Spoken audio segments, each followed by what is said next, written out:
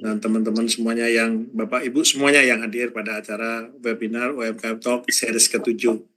Ini adalah seri pembicara terakhir 30 menit ke depan. Mudah-mudahan Bapak Ibu semuanya masih mengikuti ya. Saya coba menyapa apakah yang dari Papua jam 13 di sana apakah masih hadir atau dari Maluku bisa menyapa yang dari Papua, dari Maluku atau dari NTT? Mudah-mudahan masih hadir. Oke, Bapak Ibu semuanya, hari ini pembicara adalah Pak Juhandi, salah satu anggota IKPLN dari Distribusi Jawa Barat yang punya aktivitas kegiatan pasca dari PLN. Kegiatannya banyak berhubungan dengan ikan. Nah, ini mungkin Bapak Ibu semuanya ada juga aktivitas yang sama, tapi tidak harus ikan, ya, tidak harus budidaya ikan, tapi sebetulnya success story-nya adalah bagaimana Pak Juhandi melakukan suatu aktivitas sebelum purna di PLN dan kemudian apa yang dilakukan sampai dengan saat ini. Kata kunci sukses bukan hanya kepada masalah berapa besarnya profit, tapi adalah seberapa besarnya keinginan dan pertumbuhan yang diperoleh dan juga seberapa besar dampak sosial yang diberikan oleh kita dalam melakukan aktivitas kegiatan setelah purna tugas. Tapi sebelumnya saya akan share sedikit mengenai profil Pak Juhandi. Mudah-mudahan bisa membantu dikenal. Ini adalah profil Pak Juhandi, ya. Tahun 2019 sudah selesai dari tugas PLN dan banyak berkecimpung di kepegawaian. Terakhir adalah di Pusdiklat dan juga di PLN Distribusi Jawa Barat. Kemudian sudah mulai merintis usaha mulai tahun 2020, ya mungkin setelah pensiun sudah mulai mencoba merintis. Tapi kunci penting adalah bagaimana Pak Juhandi secara pribadi dan organisasi bersama-sama melakukan pelatihan dan juga dengan kelompoknya. Ya, sekarang ini mulai 2019 sudah menjadi selain menjadi anggota IKPLN, kemudian juga menjadi ketua Gapoktan di Desa Yalindung, kemudian juga sebagai anggota budidaya talas di Kecamatan Cimalaka, dan kemudian juga sebagai anggota di pelatihan dan himpunan budidaya ikan air tawar di Kabupaten Sumedang.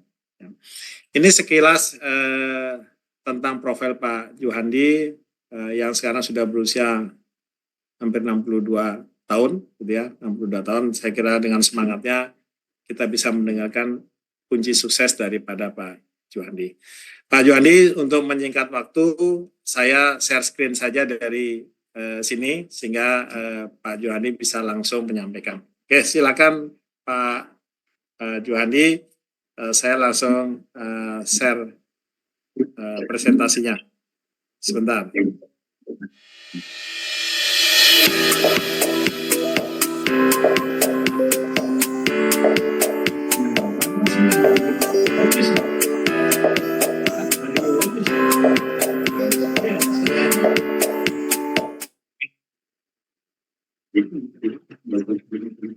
Baik Pak Juhandi, waktu dan tempat kami persilakan untuk 30 menit ke depan. Silakan Pak Juhandi. Baik, terima kasih. Bismillahirrahmanirrahim.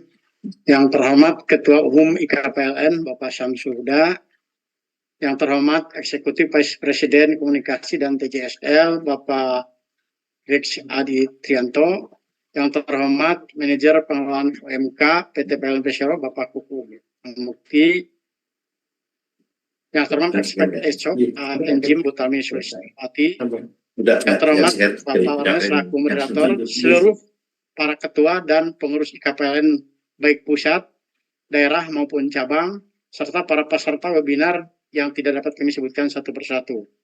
Assalamualaikum warahmatullahi wabarakatuh. Waalaikumsalam warahmatullahi wabarakatuh. Selamat siang dan salam sejahtera bagi kita semua. Mungkin kita awali dengan pantun sedikit ya. Jalan-jalan ke BLK Lembang, mengikuti pelatihan non ketenaga listrikan. Hati ini sangat bahagia dan senang bisa berbagi pengalaman budidaya ikan. Baik Pak, terima kasih. Bermula sejak tahun 2000 setelah saya mutasi ke PLN Distribusi Jawa Barat dan Banten waktu itu, yang pada sebelumnya saya di Pusdikat, Udiklat Meninjau. Kalau kita mudik lebaran itu ke rumah mertua di Sumedang, hanya sekedar bersilaturahmi di sekitarnya saja, sehingga waktunya sangat pendek. Tetapi setelah tahun 2000, kebetulan mutasi ke Jawa Barat, maka ada kesempatan untuk melihat dunia luar sekitar Sumedang, melihat potensi alam yang bisa dimanfaatkan untuk nanti setelah pensiun. Waktu itu mungkin 19 tahun lagi saya akan pensiun.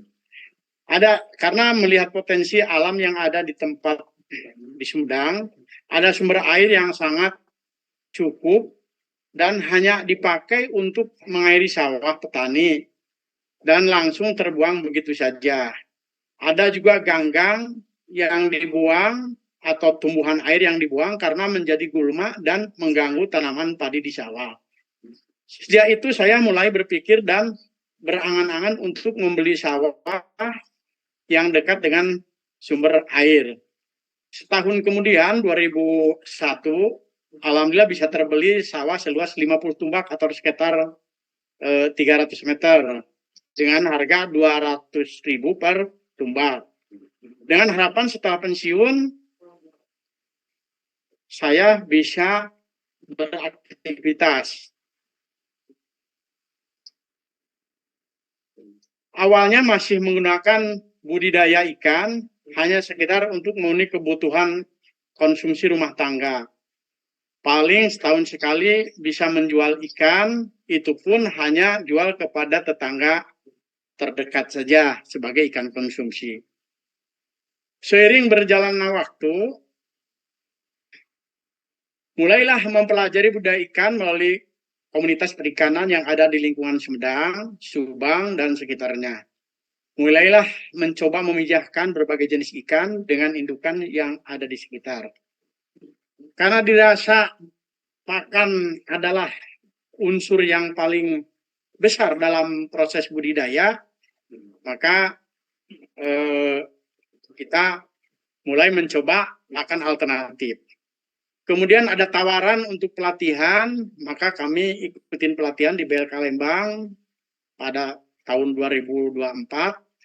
Kemudian inilah gambaran kita sedang pelatihan dan kemudian kita membentuk kelompok budidaya ikan khusus para pensiunan dari PLN yang terdekat, PLN Sumedang. Kebetulan saya ditunjuk jadi ketua dan diberi nama kelompok itu namanya Jofam. Sebelumnya saya sudah belajar budidaya ikan dan mencoba untuk mengembangkan, namun belum punya nama. Waktu itu ya hanya sekedar petani biasa lah.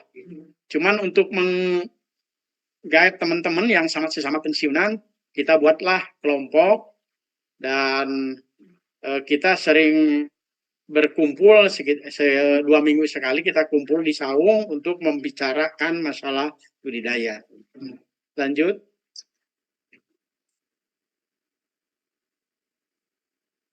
Nah ini Pak, nama kelompok ada kelompok budidaya ikan dan ini kebetulan ada juga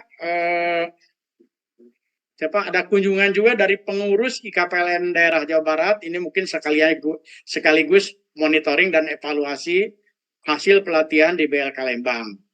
Silakan lanjut Pak. Lanjut Pak.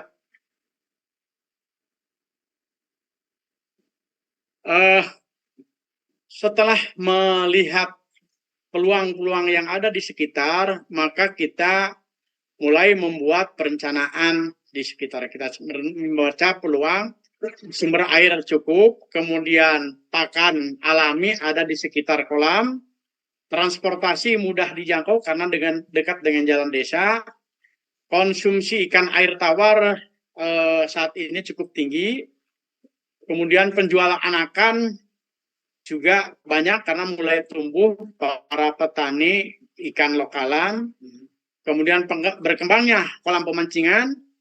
Kemudian juga ada peluang kita jual anakan kepada petani jala terapung, baik itu yang ada di Jati Gede maupun yang ada di Jatiluhur. Ya, lanjut Pak. Persiapan untuk kolam pemijahan. Pertama kita buatkan parit di tengah-tengah kolam itu dan dilakukan pengeringan.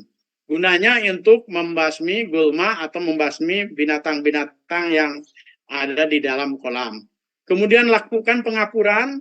Pengapuran itu dengan kapur pertanian sudah ada di material atau di toko alat-alat jual alat perikanan atau dolomit.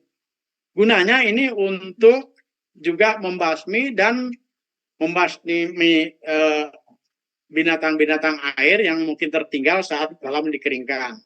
Namun juga di sini untuk meningkatkan pH air, pH tanah yang ada dipakai untuk tanaman ikan. Kemudian pemupukan, ini menggunakan kohe, kotoran hewan berupa sapi atau ayam, dan urea. Dengan harapan ini nanti akan muncullah plankton-plankton sebagai bahan makan anakan ikan dan juga mungkin cacing-cacing untuk pakan ikan dewasa. Kemudian lakukan inkubasi dengan melakukan penggenangan air kurang lebih 15 cm sampai 20 cm selama 3 atau sampai dengan 5 hari. Ini barangkali dari tadi kohe dan pupuk yang kita sebar di sekitar kolam itu akan berinkubasi dan akan muncullah di situ cacing-cacing dan plankton yang nanti berguna untuk makanan ikan. Kemudian setelah itu sekitar kurang lebih 5 hari baru kita genangi air secara penuh 40 cm sampai dengan 50 cm. Baru setelah itu persiapan pelepasan indukan dengan perbandingan 3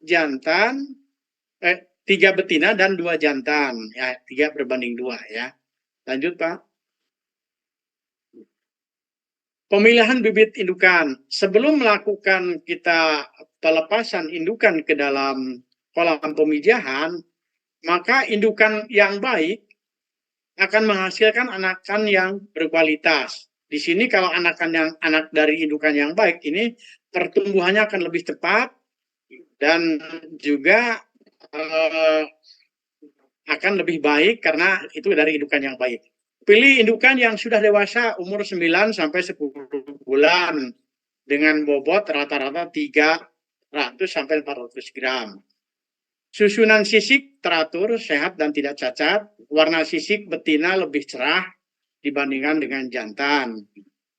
Upayakan beli bibit F1 atau Formula 1 dari Balai Benih Perikanan. Ini biasanya kalau pengen bibitan ikan yang berkualitas jenis nirwana atau jenis kesit itu biasanya sudah ada di Balai Benih Ikan atau dari para petani yang khusus membibitkan ikan. Biasanya kalau dari Balai Benih itu biasanya kelihatan ada semacam sertifikat lah bahwa ini ikan asal usulnya dari mana. Lanjut Pak. Proses pemijahan.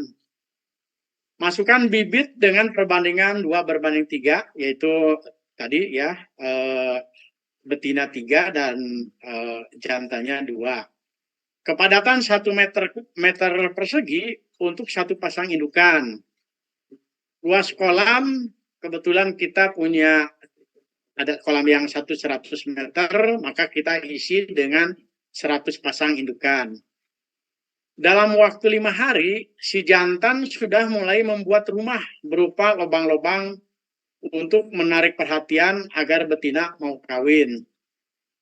waktu 7 sampai 15 hari si betina sudah mulai mengasuh anakan ya. Jadi sudah menyimpan anakan di mulutnya, itu berarti si jantan sudah mulai membawa kemana-mana menggendong anakannya untuk dibesarkan. Lanjut Pak. Pemisahan anakan ke kolam pendederan.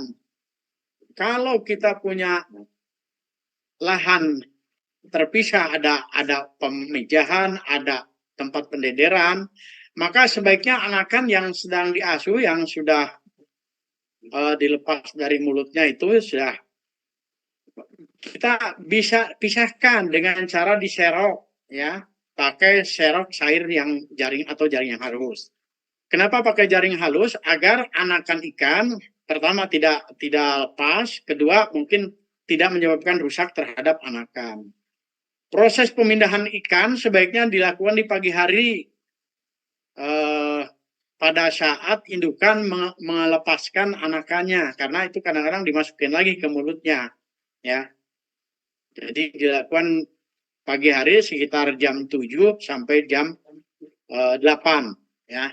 Itu waktu yang biasanya dia pas lagi kena sinar matahari, si indukan itu mulai mengeluarkan anakannya. Ya, lanjut Pak.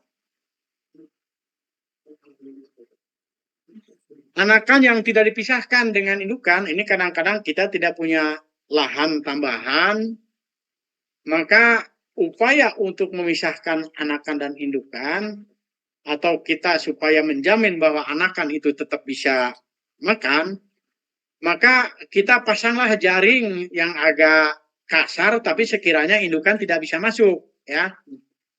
Dipasanglah jaring di sekitar kolam pemijahan agar pemberian pakan anakan bisa disimpan aja di sekitar jaring, sehingga anakan bisa masuk ke dalam jaring tetapi indukan tidak bisa masuk ke dalam jaring ya, sehingga pakan anakan murni bisa dimakan sama anakan, sedangkan untuk indukan bisa diberikan pakan buatan di tempat lain.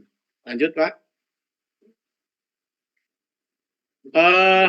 Karena dirasa untuk biaya produksi ikan itu adalah pakan yang paling besar, maka kita upayakan melakukan pakan alternatif. Yang saya lakukan adalah pembuatan pakan alternatif melalui fermentasi, yakni ada daun-daunan yang ada di sekitar kita, ada daun pepaya, ada daun kecubung, kemudian daun ganggang yang ada di sekitar kolam, kemudian daun pokoknya daun-daunan yang bisa dimakan ikan. Kemudian kita lakukan pencacahan, dicacah sampai halus, kemudian dicampur dengan bahan lain berupa dedak.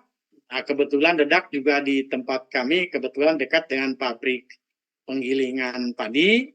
Kemudian juga ada ampas tahu. Ampas tahu kebetulan Sumedang biasanya identik dengan tahunya. Kami banyak sekali pakan ikan atau ampas tahu yang bisa dimanfaatkan untuk fermentasi pakan ikan. Kemudian juga nanti ditambah lagi dengan untuk vitaminnya kita gunakan tepung ikan ataupun tepung darah. Kira-kira perbandingannya, kalau ini perbandingannya 20 kilo dedak, 20 kilo daun-daunan, 20 kilo ampas tahu, ya kita cukup 10 kilo saja untuk tepung ikan maupun tepung darah. Karena itu sudah dijual ada di toko ya. Kemudian kita siapkan untuk bahan fermentasinya berupa cairan berupa Yakult M4 ya. Cuman jangan lupa M4-nya harus yang berwarna orange karena itu M4 untuk ikan. Bahkan mungkin tadi bisa menggunakan pakai enzim ECO ya, enzim ECO yang tadi presentasikan. Kemudian ditambah juga molase, kemudian campur dengan air bersih tentunya. Kemudian kita aduk-aduk sampai merata ya. Setelah setelah diaduk sampai rata sehingga adonan atau bahan yang sudah dibuat untuk fermentasi, kalau kita di kepal itu tidak mudah puyar, tidak mudah mudah terurai.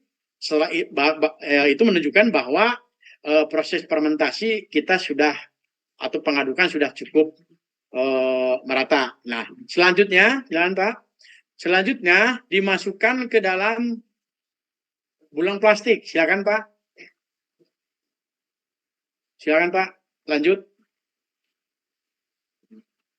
Lanjut Pak Ari. Nah, ini setelah adukan dianggap merata, ya, langsung dimasukin ke dalam bulang plastik dan ditutup rapat, ya, kurang lebih 2 sampai 3 hari, ya. Kemudian setelah di atas 4 hari, kita buka tutupnya, kemudian coba kita cium. Kalau itu si pakan buatan kita yang disimpan di dalam drum plastik itu sudah terasa baunya seperti tape, maka itu artinya kita proses pembuatan fermentasi pakan buatan itu berhasil. Kemudian pemberian pakan. Pemberian pakan sebaiknya dilakukan pagi dan sore hari. Kemudian pemberian pakan anakan umur 3 sampai 15 hari gunakan pelet ukuran kecil 0,5 sampai dengan 0,7 atau ini jenis high profit 78112 ya. Ini kita sebelum diberikan sebaiknya kita campur air dulu supaya tidak memuai di dalam perut ikan, karena perut ikan anakan itu relatif masih lunak ya. Kalau sudah mengembang di luar baru diberikan itu relatif aman untuk usus ikan. Kemudian setelah umur 3 minggu bisa berikan pakan buatan hasil proses fermentasi tadi ya. Jadi setelah 3 minggu kita berikan pakan toko atau pakan high profit, selanjutnya kita manfaatkan pakan buatan untuk diberikan secara bertahap. Ya. Lanjut Pak. Selama proses pemijahan maupun proses pembesaran dalam pendederan, sirkulasi air yang baik akan mempercepat pertumbuhan anakan. Jadi perhatikan masalah sirkulasi air. Jadi antara air yang masuk dengan air yang keluar itu harus seimbang. Jangan sampai kita lupa kontrol air masuk sehingga kolam bisa surut. Air yang masuk dipastikan tidak tercampur dengan pestisida atau zat kimia lainnya, karena itu akan membunuh ikan, baik ikan anakan maupun ikan dewasa. Debit air akan selalu stabil baik di musim hujan maupun di musim kemarau. Ya, jadi debit airnya karena sering antara pemasukan air ada dari parit solokan itu masuknya seimbang dengan di pembuangan, maka walaupun musim hujan si air tidak akan meluber atau banjir keluar. Tetapi juga begitu pula di musim kemarau. Musim kemarau itu karena ada air mengalir, ada penguapan, itu masih tertutupi dengan air yang masuk. Lanjut Pak. Pemanenan.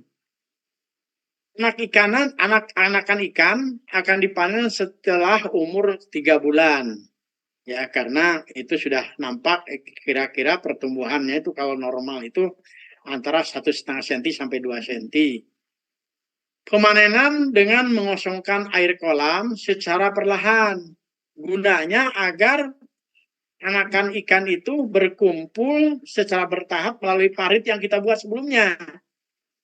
Dan karena di dalam kolam itu kita juga buatkan semacam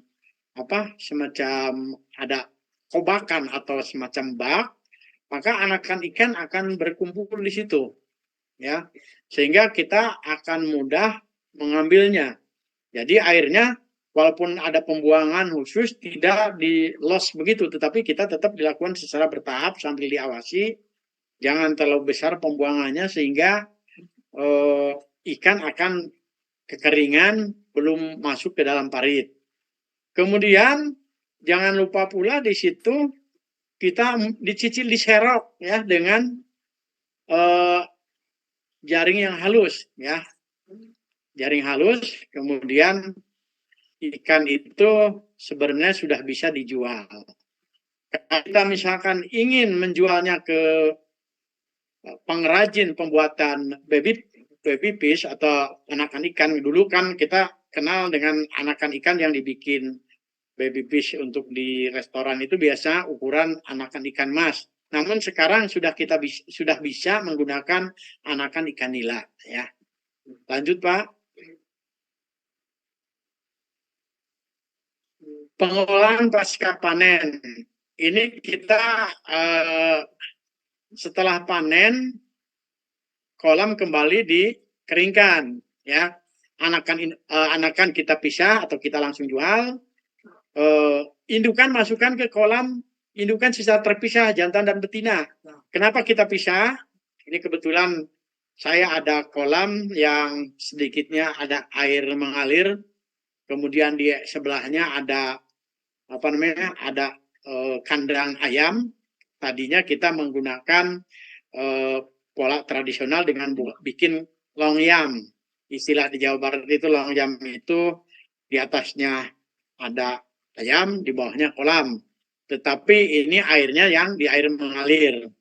Maka anak indukan dipisahkan antara jantan betina agar tidak melakukan perkawinan di luar nikah. Artinya tidak melakukan pemijahan di luar kolam yang kita sediakan. Karena nanti akan terbawa hanyut, nanti anakannya tidak akan terselamatkan. Sisa anakan yang tidak terjual masukkan ke dalam kolam pembesaran. Ini sebelah kanan ada kolam pembesaran. Ini biasanya ikan itu ada yang tersisa, misalkan kita jual kepada pengepul anakan, itu kadang ada yang tersisa, maka sisanya itu kita masukkan ke dalam kolam pembesaran. Kolam pemijahan kembali dikeringkan untuk proses pemijahan berikutnya. Nah ini kita ada coba-coba hitung-hitungan, silakan Pak Ari dihitung-hitungan mengenai nomor 3. Nah, perhitungan rugi laba yang secara sederhana, pemijahan untuk 2 kolam ya ukuran 100 meter persegi menghasilkan anakan 40.000 ekor anakan ya. Jadi 200 kali rata-rata anakan 1 ekor induk itu bisa menghasilkan telur antara 200 sampai dengan 800 anakan. Kita karena ini bibitnya kita masih menggunakan bibit lokal, rata-rata yang kita peroleh hanya 200 ekor kali 200 anakan. Ya 200 ekor anakan sehingga dihasilkan 40.000 ekor anakan. Penjual anakan dengan ukuran 3 bulan masa penanaman 3 bulan itu 35.000 kita karena yang kurang lebih yang 5.000-nya itu ada yang kemungkinan tidak terjual atau yang tertinggal, kemudian ada juga yang mati mungkin pada saat pemanenan, maka kita asumsikan atau kita perkirakan yang terjual yang sudah pernah kita lakukan hanya 35.000 ekor kali harga Rp500 diperoleh 17.500.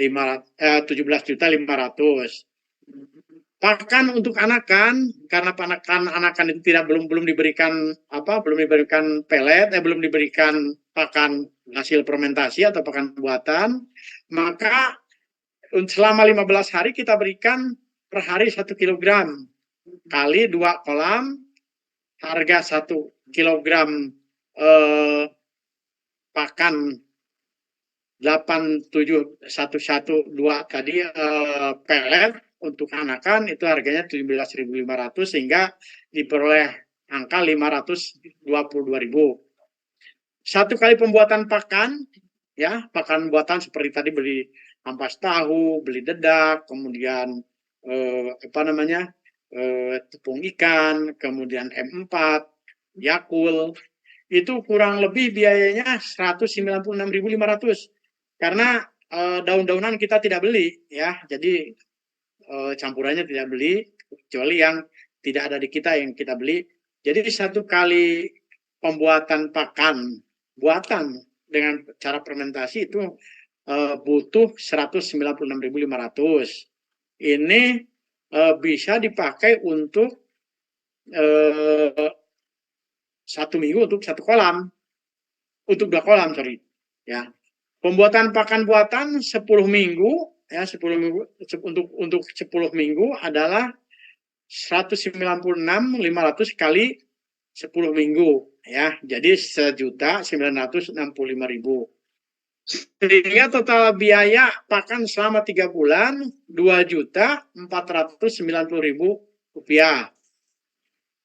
Keuntungan kotor di luar tenaga kerja, ini kita coba hitung-hitungan sederhana saja. Jadi dilepas dulu tenaga kerjanya, 17.500.000 dikurangi 2.490.000 sehingga menghasilkan 15.010.000. Biaya tenaga kerja ini 90 hari kerja kali 60.000 kali 1 orang 5.400.000 sehingga keuntungan setelah dikurangi upah pekerja 9.610.000.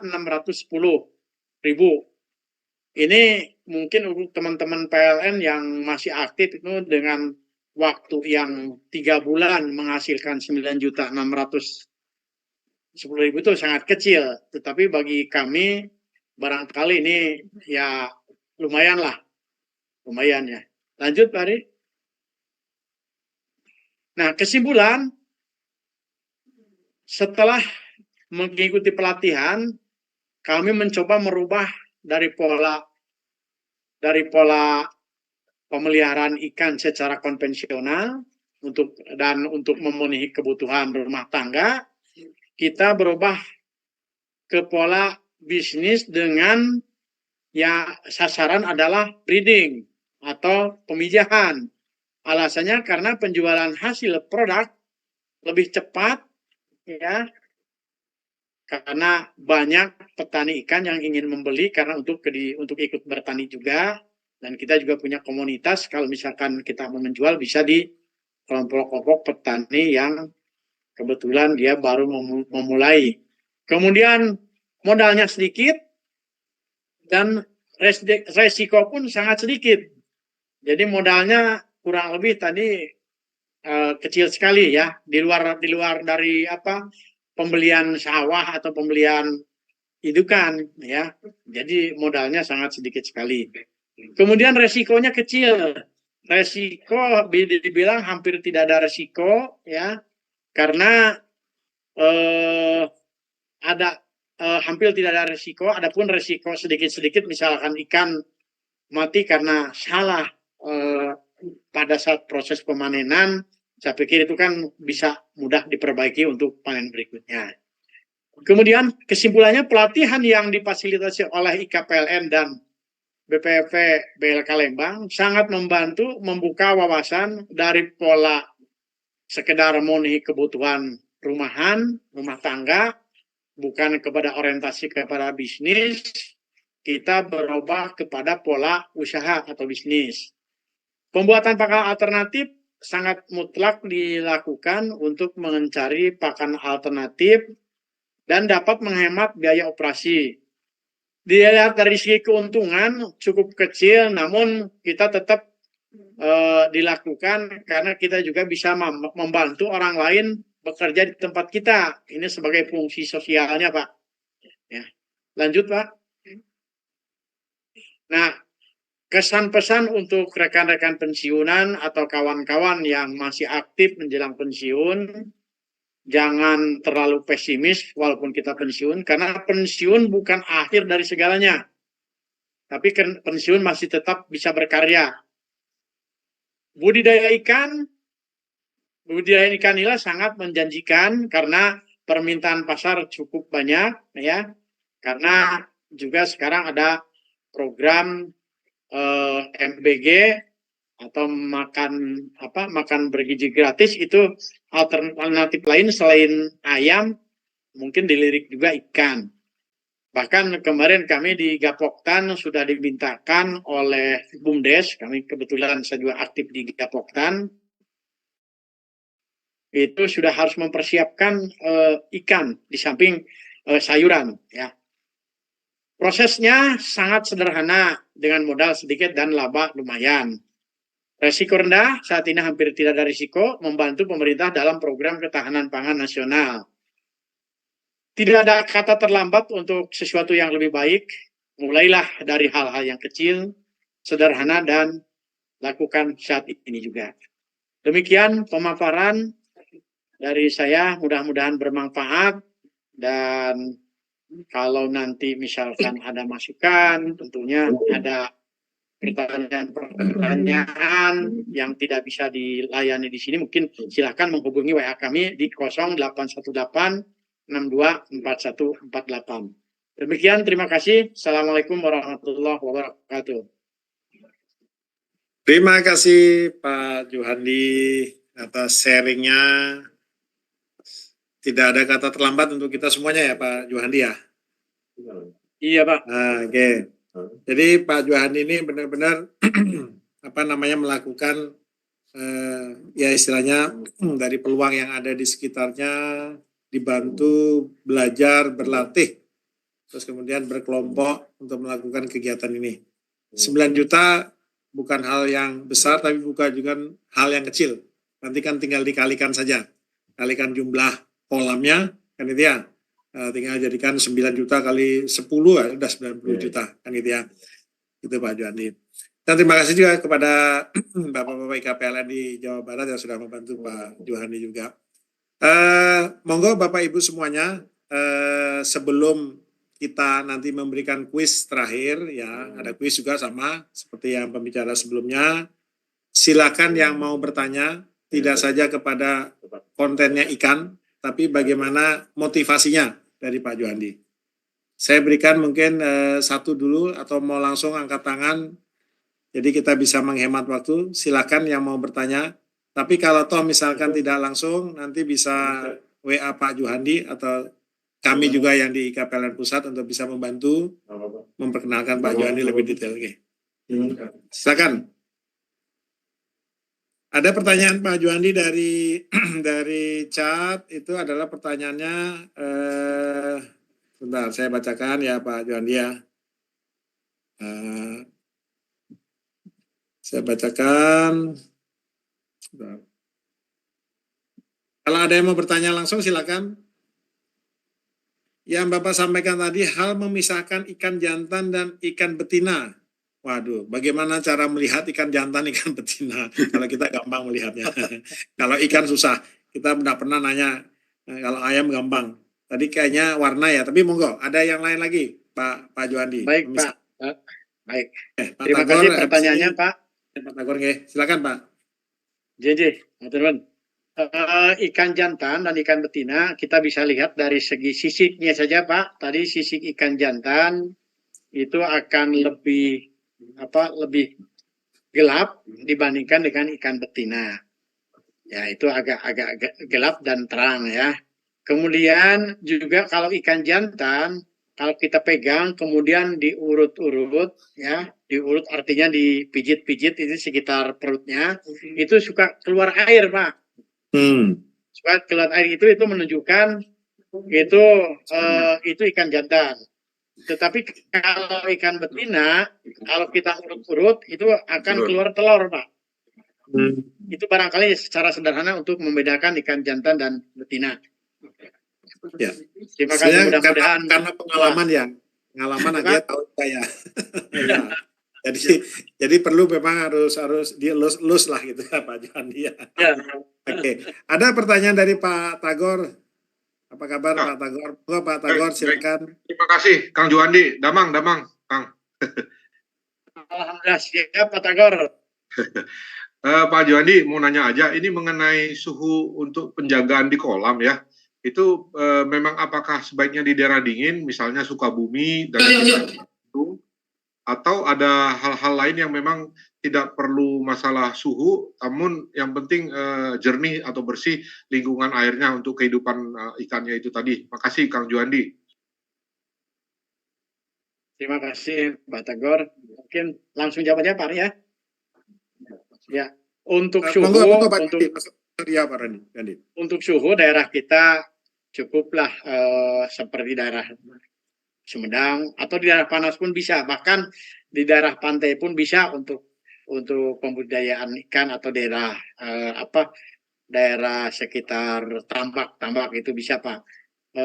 Kalau toh misalkan udara kurang masuk ke dalam kolam, ya, makanya kita tadi bikin antara 40 sampai kedalaman 40 sampai 50 itu supaya sinar matahari masuk ke dalam kolam yang menyebabkan plankton-plankton hidup, kemudian juga udara mudah masuk.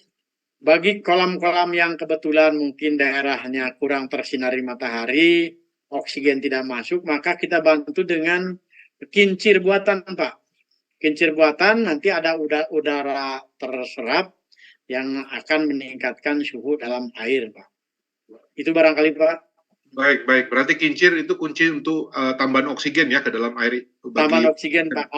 Oksigen terlarut namanya, Pak. Ya, oksigen terlarut. Baik, Damang. Terima kasih, nuhun, Kang Juandi. Terima kasih, Pak Ari. Sama-sama, Pak Tagor. Terima kasih, Pak Tagor. Kita bisa sama-sama mungkin Pak Tagor nanti beternak ikan, Pak Tagor. siap beli. Kita belajar ke Pak Juhandi. Ada pertanyaan dari Pak Rifwandi, tapi memang tadi belum dijelaskan detail oleh Pak Juhandi. Kan khawatirnya kalau sudah panen, siapa yang ngambil ini? Jangan-jangan nanti karena kebanyakan akhirnya dimakan semua sendiri. Nah, ini ada pertanyaan gimana setelah panen dijualnya kemana? Apa ada yang datang ngambil atau apa gitu Pak Juhandi? Baik Pak. Untuk saat ini kita masih menjual kepada petani lokal, sudah mulai juga menjual kepada pengepul, ya. Anakan ikan sudah mulai dibeli oleh oleh teman-teman pengepul. Itu bahkan lebih mudah lagi kalau ke pengepul itu kita bisa silahkan dia sendiri yang langsung memanen, ya, karena itu akan lebih mudah. Ini sepanjang jalan antara Cimalaka Sumedang arah ke Cirebon itu banyak sekali penjual-penjual ikan di pinggir jalan yang menjual anakan. Jadi kita tidak terlalu pesimis untuk masalah penjualan. Dan ke depan saya mimpinya berharap bisa mensuplai untuk ikan anakan atau anakan ikan kepada para petani jala terapung yang mulai yang sedang berada di daerah Jatiluhur maupun di daerah Waduk Jati Gede, ya. Itu harapan ke depan bisa sampai menjual ke arah sana, Pak. Jadi untuk sementara ini kita menjual antara lokalan dan para pengepul. Itu barangkali, Pak. Oke, terima kasih Pak Juhandi, Bapak Ibu semuanya karena waktu juga. Jadi Pak Tony kan ketua bidang ini. Nanti katanya kita akan ada kunjungan ke sana Pak Juhandi. Ya sekaligus baik, terima kasih, kita bisa kami tunggu, memesan Pak. ikan goreng atau ikan pepes atau ikan apalah gitu ya di tempatnya Pak Juhandi. Siap, Nanti Pak. kita bawa cuma nasi putih atau nasi merahnya saja gitu ya. Siap. Pak Terima kasih. Oke. Terima kasih semuanya, ya. Assalamualaikum warahmatullahi wabarakatuh. Sebelum berakhir Pak Juhandi, Bapak Ibu semuanya, ini pertanyaan kuis.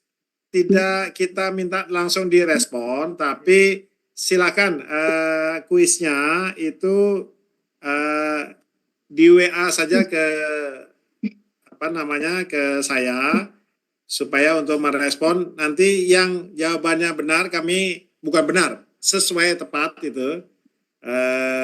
Nanti kita akan berikan hadiah. Jadi ada 3 pertanyaan, ya. Nanti saya berikan nomor HP-nya saya. Silakan direspon by WA saja, gitu nggih. Jadi dalam setiap kegiatan itu kan ada analisanya, ya bagaimana, apakah ini peluangnya seperti apa. Nah, menurut pengalaman Pak Juhandi tadi, sebetulnya menurut Bapak apa sih kekuatan yang Pak Juhandi lakukan sehingga memulai usaha budidaya ikan air tawar? Nanti bisa dijelaskan ya. Ini bisa difoto ya nanti Bapak Ibu semuanya. Yang kedua adalah antara untuk dapat 9 juta tadi ada pendapatan dan biaya. Kan itu ya.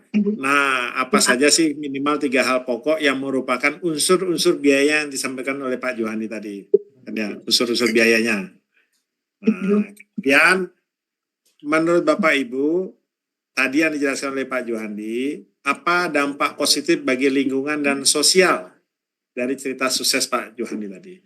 Nah, saya akan berikan nomor telepon saya, nanti silakan di WA, kemudian akan dipilih siapa yang masuk yang tercepat dan jawabannya paling sesuai untuk diberikan hadiah. Saya berikan nomor telepon di chat. Bapak Ibu semuanya, sebelum saya kembalikan ke MC, ada pesan sponsor, tinggal 2 hari lagi tambah daya diskon 50%. Ya Bapak Ibu semuanya ya. Jangan lupa, bukan ke kita, mungkin tetangga kita, anak-anak kita, saudara kita untuk disampaikan kesempatan mendapatkan diskon untuk tambah daya. Saya kira demikian. Terima kasih sekali lagi Pak Juhandi dan salam untuk teman-teman yang ada di sana. Terima kasih. Oh ya, Terima kasih semuanya. saya memberikan piagam untuk Pak Juhandi ya.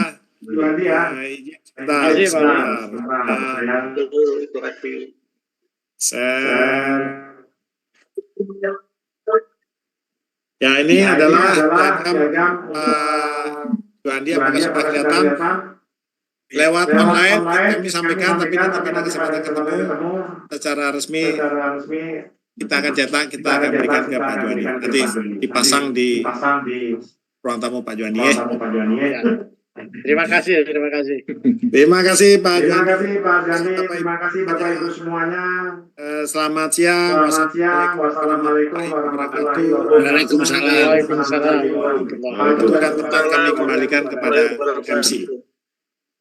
Baik, terima kasih Pak Juhandi dan Pak Ari Wardana sebagai pemateri terakhir. Sudah banyak ilmu yang kita dapat tentu dari acara webinar pagi hari ini. Sekali lagi kami mengucapkan terima kasih kepada para pemateri dan juga moderator sehingga acara ini dapat berjalan dengan lancar. Dan juga tak lupa kami mengucapkan terima kasih kepada PLN khususnya melalui komunikasi korporat dan TTSL telah mensupport acara ini. Dan sebagai acara penutup, kami mohon kesediaan Pak Bob Salil untuk menutup acara webinar ini. Pada Pak Bob, kami persilakan. Terima kasih Pak Ahmad. Bismillahirrahmanirrahim. Assalamualaikum warahmatullahi wabarakatuh. Waalaikumsalam. Yang kami persilakan Pak Ketua Umum IKPLN dan juga beserta jajaran pengurus baik dari Ketua Bidang maupun Sekjen dan semua pengurus yang ada di cabang dan semua di daerah. Yang kami hormati juga tentu saja EPP Komunikasi dan TJSL, PT PLN, Pak Gregorius Adi yang juga sahabat saya, dan juga para pemateri yang dari awal, Pak Kukuh Amukti, Ibu Terapilawat, dan Pak Juhandi yang terakhir, dan juga para teman juga yang telah membantu sebagai moderator dan juga peserta webinar yang ada pada sempat ini. Alhamdulillah webinar yang telah kita ikuti dari jam 8 tadi sampai penuh. Saya lihat semua aktif dari pertama, memang ada beberapa yang keluar, tapi rata-rata di atas 155, luar biasa sekali, dan ini sangat luar biasa. Dan untuk itu sekali lagi saya atas nama pengurus IKPLN dan juga seluruh jajaran IKPLN mengucapkan terima kasih kepada para pemateri yang sangat baik sekali, baik Pak Kukuh Amukti bawakan bagaimana cara kita mendapatkan pendanaan yang secara murah dan berkelanjutan. Kemudian yang kedua tentu saja Ibu Trami Sosialwati dengan enzimnya yang sangat ramah terhadap lingkungan dan ampasnya juga bisa digunakan. Dan tidak ada zero waste kalau kita lihat tadi, dan juga Pak Juhandi yang telah men-sharing kepada kita yang tetap memelihara ikan, dan luar biasa tadi termasuk cara pakan yang hampir kata beliau itu memakan 70% ke atas untuk biaya yang ada. Dengan adanya cara membuat pakan pun sudah itu, termasuk hitungan-hitungannya, itu sangat luar biasa sekali. Dan Bapak dan Ibu sekalian, seperti yang telah disampaikan oleh Pak Ketum kita tadi, mungkin tidak cukup dengan seminar ini, mungkin harus kita adakan bimbingan, dan juga harapan kita semua, teman-teman yang tentu saja di pengurus daerah juga bisa membantu ke teman-teman, pengurus cabang juga ya, membantu kepada teman-teman untuk bagaimana memfasilitasi ini, khususnya dari bidang pendanaan yang murah ini. Dan tentu saja proses ini, kalau tidak salah tadi, tidak perlu ada, kalau saya lihat persyaratannya tadi ya, kalau kita dengar itu tidak perlu ada jaminan atau boroh ya teman-teman sendiri. Nah itu artinya lebih memudahkan kita untuk itu. Dan pada kesempatan ini izinkan juga saya membawakan pantun untuk penutup, membawa motor ke pasar murah, belanja